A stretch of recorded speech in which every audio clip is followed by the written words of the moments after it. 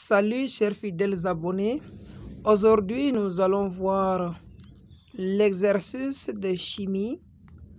Donc nous allons lire ensemble la composition centésimale en masse d'une amibe CXHYOZNT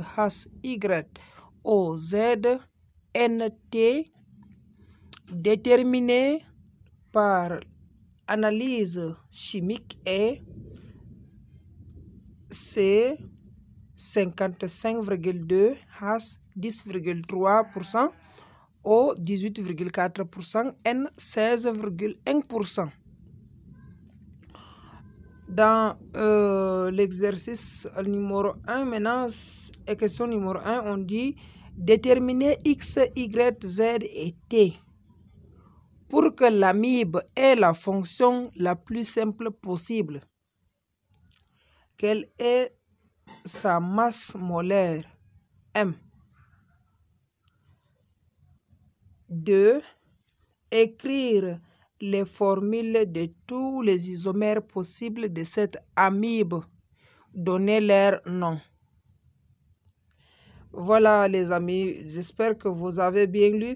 Donc c'est parti pour la correction. Voilà, c'est parti. Dans la correction que nous allons voir ici, nous allons dire déterminons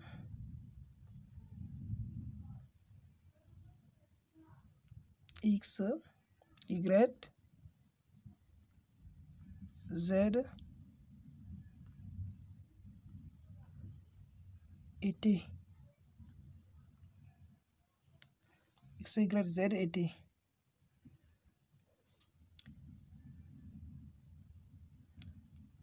Ainsi que la masse molaire.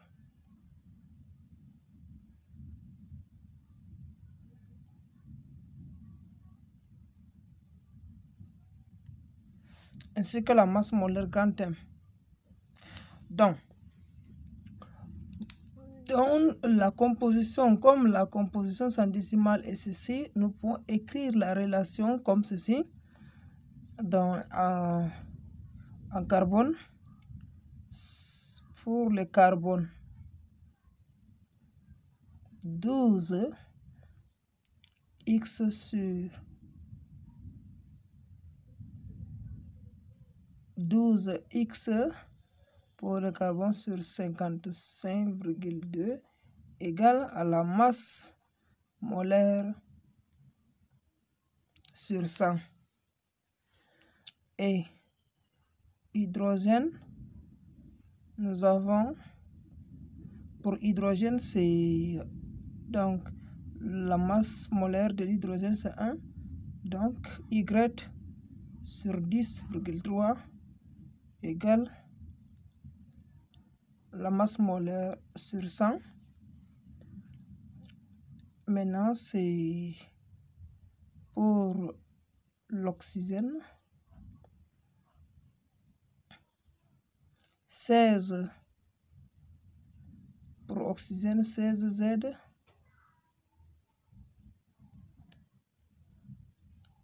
l'oxygène c'est 18,4 égale à la masse molaire sur 100 et je vais écrire de cet côté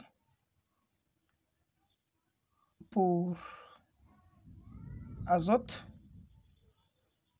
c'est 14 pardon, azote c'est 14, la masse molaire d'azote c'est 14 T sur 16,1, c'est 16,1 ici, égale à masse molaire sur 100. Voilà, j'espère que vous les voyez très bien ici. Excusez-moi. Donc ici, on dit que c'est l'amibe, n'est-ce pas?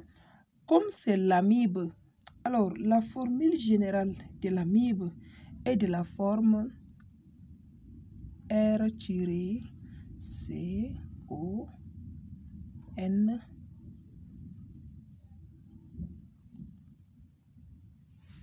Voilà la formule générale de l'amibe. L'amibe a la forme comme ceci. Cette forme nous dit que O, il y a combien de O? C'est un seul, et N, c'est un seul. Dans cette formule-là, nous pouvons dire que Z égale à T égale à 1. Z égale à T égale à 1. Le 2 là, c'est 1, 1. Donc, avec cette relation, nous pouvons trouver la masse molaire. Donc, masse molaire égale, ici, masse molaire, comme ici c'est 1, ici aussi, ici c'est 1, n'est-ce pas? La masse molaire égale à 16 fois 100 divisé par 18,4. Masse molaire égale à combien? Masse molaire égale à sensiblement à 87 grammes par mol. Voilà notre masse molaire, voilà notre Z, voilà notre T qui sont égales à 1. Donc, ce qui nous reste à déterminer, c'est X et Y. X et Y qui reste à déterminer. Alors, nous pouvons prendre la relation ci, nous pouvons tirer dans la relation ci. J'espère que dans la relation ci, si je voulais vraiment tirer X, donc X égale à pourcentage sensimal de carbone fois la masse molaire divisé par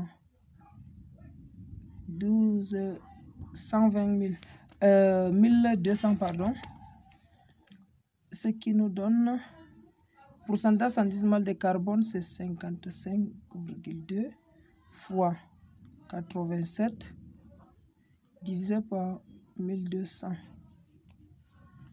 Divisé par 1200. Et il nous donne 4.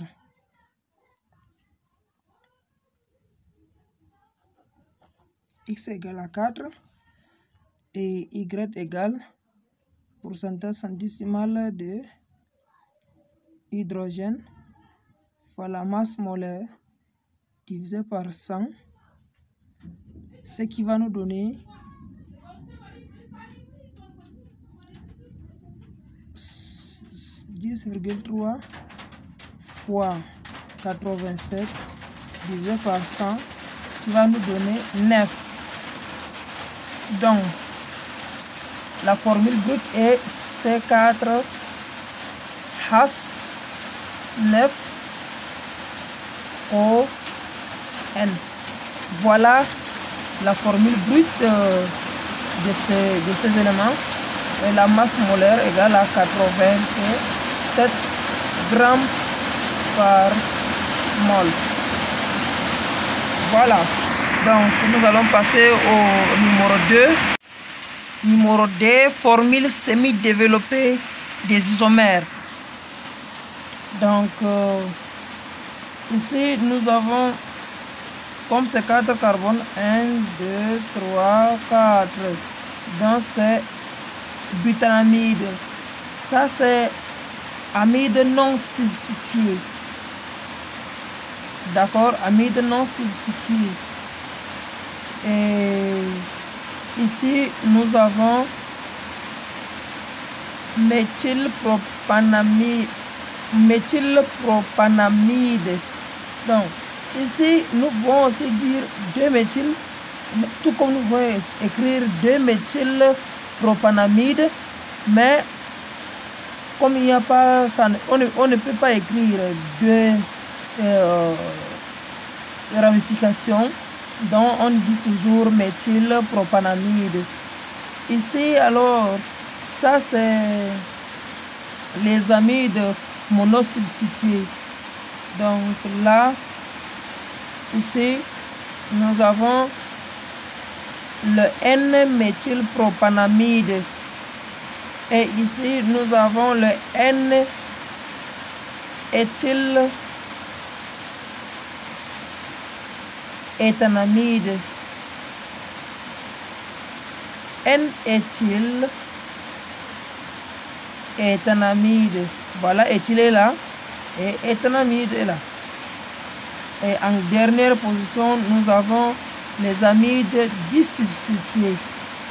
Donc, c'est NN-diméthyléthanamide.